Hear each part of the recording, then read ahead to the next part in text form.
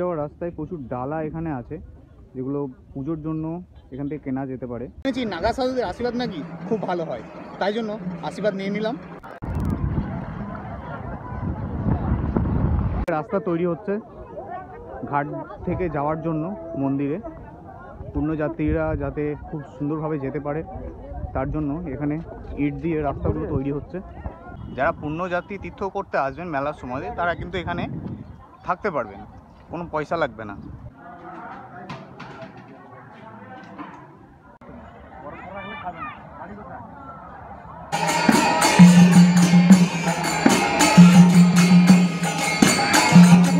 গঙ্গাসাগরের 3 নম্বর ঘাটে আগের ভিডিওতে যেমনটি আমি বলেছিলাম, এই ভিডিওতে দেখাবো মেলার প্রস্তুতি পর্ব এবং কপিলমুনি আশ্রম।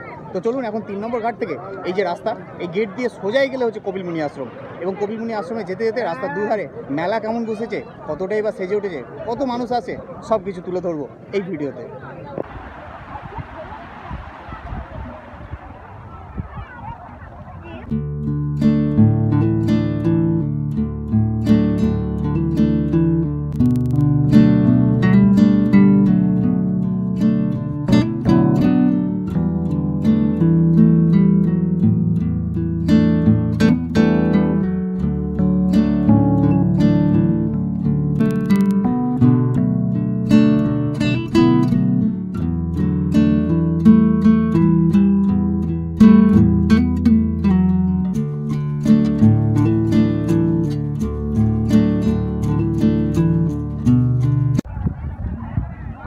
মানুষের ভিড়, অলরেডি মানুষ অনেক এসে গেছেন যারা মেলার এখানে থাকবেন অনেক দিন ধরে।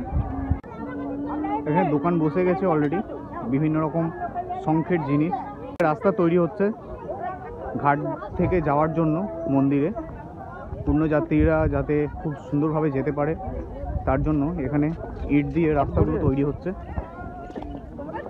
প্রচুর মানুষ আসছেন ধীরে ধীরে। এটা কিন্তু 3 নম্বর ঘাটের রাস্তা, এই যে দেখো 3 নম্বর গেটের রাস্তা, 3 নম্বর ঘাটের রাস্তা। আর এখানে একটা খুব সুন্দর লাইটিং, একটা LED লাইট দিয়ে গেট করা হয়েছে। আর এই যে রাস্তা তৈরি হচ্ছে,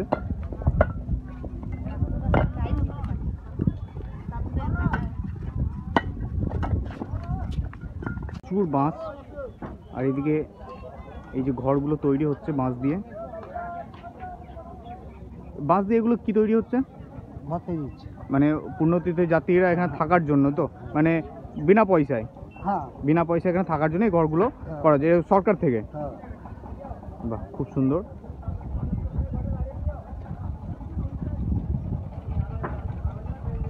আর ওই যে সামনে টয়লেট, সাধারণ মানুষের জন্য প্রচুর টয়লেট আছে এখানে।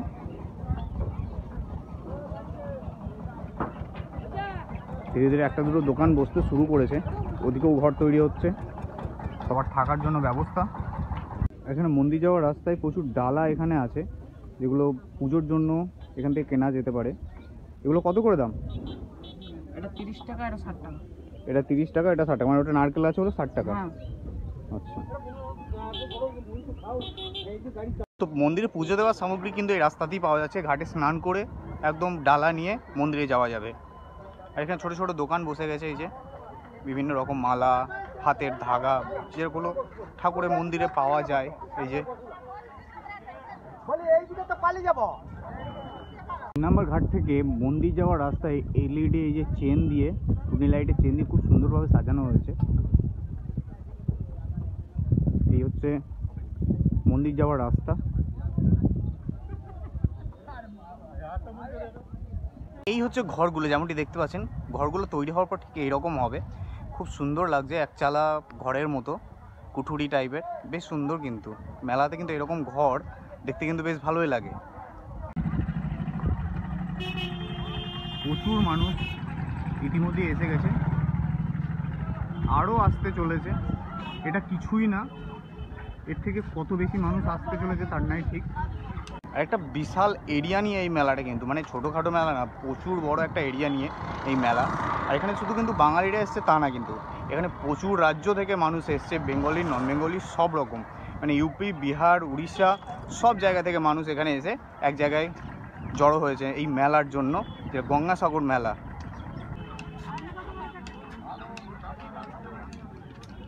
তো এই হচ্ছে মন্দিরের রাস্তা, সামনে এই যে মন্দিরের চূড়া দেখা যাচ্ছে।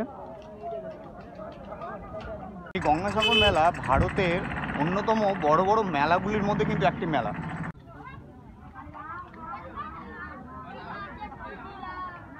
এখন আমি চলে এসেছি একদম মন্দিরের সামনে, দেখতে পাচ্ছেন এই হচ্ছে মন্দির, আর পাশে দেখতে পাচ্ছেন প্রচুর দোকান, বিভিন্ন রকম জিনিস পাওয়া যাচ্ছে, পুজো দেওয়ার আইটেম দেখতে পাচ্ছেন, এই যে নকুলদানা, তারপরে মিছরি, আর এখানে একটা জিনিস দেখলাম চিড়ে, দেখুন আমাদের ওইদিকে কত ছোট ছোট চিড়ে, আর এখানকার চিড়ে কতটা চওড়া, দেখুন দেখুন কত চওড়া চিড়ে,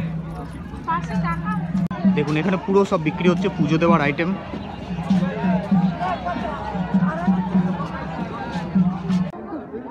পুজো দেওয়ার জন্য প্রচুর মানুষের ভিড়, একদম লাইন, কত বড় লাইন দেখতে পাচ্ছেন আপনারা, প্রচুর বড় লাইন পুজো দেওয়ার জন্য, সব মানুষ লাইন দিয়ে দাঁড়িয়ে আছে, এইদিকে প্রচুর মানুষের লাইন পুজো দেওয়ার জন্য।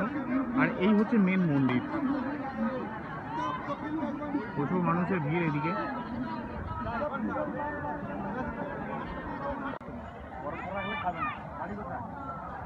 আর এই হচ্ছে মন্দিরের ভিতরের দৃশ্য, দেখতে পাচ্ছেন মন্দিরে ওই গেট দিয়ে সবাই ঢুকছে পুজো দেওয়ার জন্য, এবং এই গেট দিয়ে পুজো দিয়ে বেরিয়ে আসছে।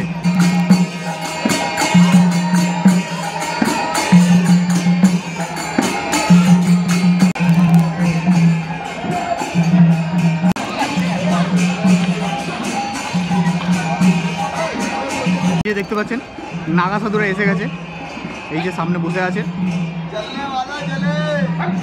আর এই হচ্ছে মন্দির, মন্দিরের ঠিক পাশেই।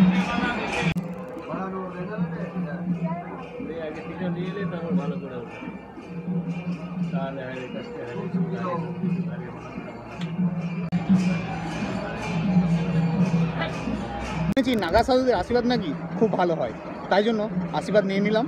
আর এই যে মেন মন্দির, মেন মন্দিরের পাশেই আছে কপিলমুনি আশ্রমের আখড়া, দেখতে পাচ্ছেন। চলুন আখড়ার ভিতর থেকে ঘুরে আসি এবং এর যে ইনফরমেশন সেটা আপনাদের দিই। তো দেখতে পাচ্ছেন এই হচ্ছে কপিলমুনি আশ্রমের আখড়া, খুবই পরিষ্কার পরিচ্ছন্ন পরিপাটি দেখতে পাচ্ছেন, আর এখানে কিন্তু থাকাও যায়। তো এই আখড়াতে আপনারা চাইলে কিন্তু এসে থাকতেও পারেন, আর এখানকার বুকিং কিন্তু অনলাইনে বা ফোন করে হয় না, এখানে এসে অফলাইনে বুকিং করতে হবে।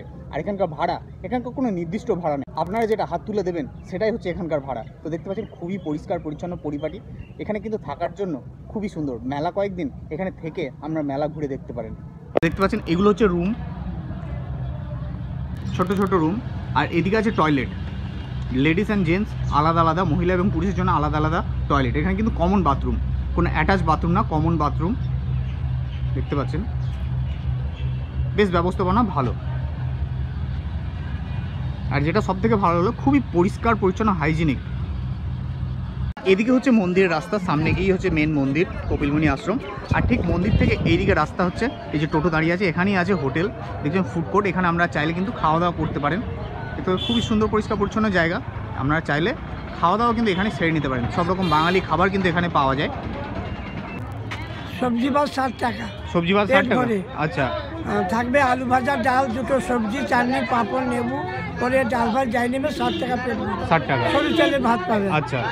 আর হচ্ছে রুই মাছ থাকবে 90 টাকা, আর কাঁচা মাছ থাকবে 150 টাকা, ভোলা মাছ থাকবে 120 টাকা, আচ্ছা। আর হচ্ছে ভেটকি মাছ থাকবে 180 টাকা, মাংস থাকবে 150 টাকা।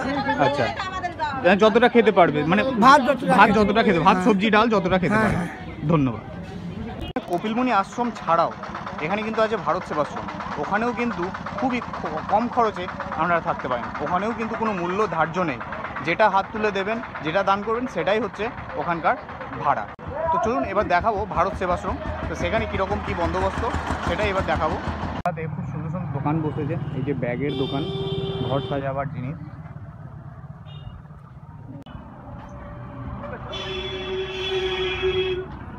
তো এই হচ্ছে ভারত সেবাশ্রমের মেন গেট, আমি এখন দাঁড়িয়ে আছি ভারত সেবাশ্রমের মেন গেটের সামনে। তো আপনারা চাইলে গঙ্গাসাগরে এসে এখানেও থাকতে পারেন, এখানে সব কিছু তো বললাম, যে এখানে এলে এখানে কোনো ধার্য মূল্য নেই যে এই ভাড়া দিতে হবে, এখানে যেটা হাত তুলে মানে দান করবেন সেটাই হচ্ছে এখানকার ভাড়া। তো দেখি একটু ভিতরটা আপনাদেরকে দেখাই। খুবই সুন্দর পরিষ্কার পরিচ্ছন্ন প্রাকৃতিক পরিবেশ, চারিদিকে গাছপালা, একটা শান্তশিষ্ট পরিবেশ বিরাজ করছে এখানে, খুবই ভালো লাগবে, মনোরম জায়গা। সেবার সময় এখানে কিন্তু আপনারা খাওয়া দাওয়া করতে পারেন খুবই কম মূল্যে, মাত্র 40 টাকা কুপন দেওয়া হয় সকাল 7টার সময়। এখানে 40 টাকা মূল্যে দুপুরবেলায় ভোগ খেতে পারবেন, প্রসাদ খেতে পারবেন। তো খুবই একটা সুবিধাজনক ব্যাপার, গঙ্গাসাগর এসে খুবই অল্প খরচে, অল্প এতে থাকা খাওয়া একটা খুবই সুন্দর একটা সুবন্দোবস্ত এখানে পেয়ে যাবেন। তো এই সাইডে এগুলো দেখতে পাচ্ছি, এগুলো হচ্ছে ভারত সেবাশ্রমের রুম, এখানেই ভাড়া দেওয়া হয় এগুলো। আর বুকিংয়ের ব্যাপারটা, তো এখানে কিন্তু অনলাইনে বা ফোন করে কোনো রকম বুকিং হয় না, তো এখানে এসে কিন্তু বুকিং করতে হবে। কিন্তু মনে রাখতে হবে সকাল 7টার মধ্যে কুপন দেওয়া হয়, তারপরে কিন্তু আর কুপন দেওয়া হবে না। আর কুপন না থাকলে কিন্তু সেই ভোগ আপনি আর পাবেন না। তো সকাল 7টার মধ্যে কুপনটা কালেক্ট করে নিতে হবে, এটাই হচ্ছে সবথেকে মেন ব্যাপার। এই হচ্ছে ভারত সেবাশ্রমের ভিতরে একটা মন্দির, খুব সুন্দর মন্দিরটা। তো এখানে কিন্তু বিকেলের দিকে বা সন্ধ্যের দিকে খুব সুন্দর একটা টাইম কাটানো যায়, বা সন্ধ্যা আরতি এখানে বসে থেকে উপভোগ করতে পারেন। খুবই সুন্দর একটা শান্তশিষ্ট পরিবেশ এই যে মন্দির।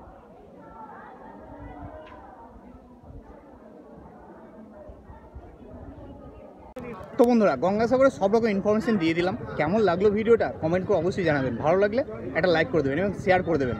তো দেখা হচ্ছে খুব তাড়াতাড়ি নতুন ভিডিও নিয়ে। আজকের মতো এখানেই শেষ করছি, টাটা।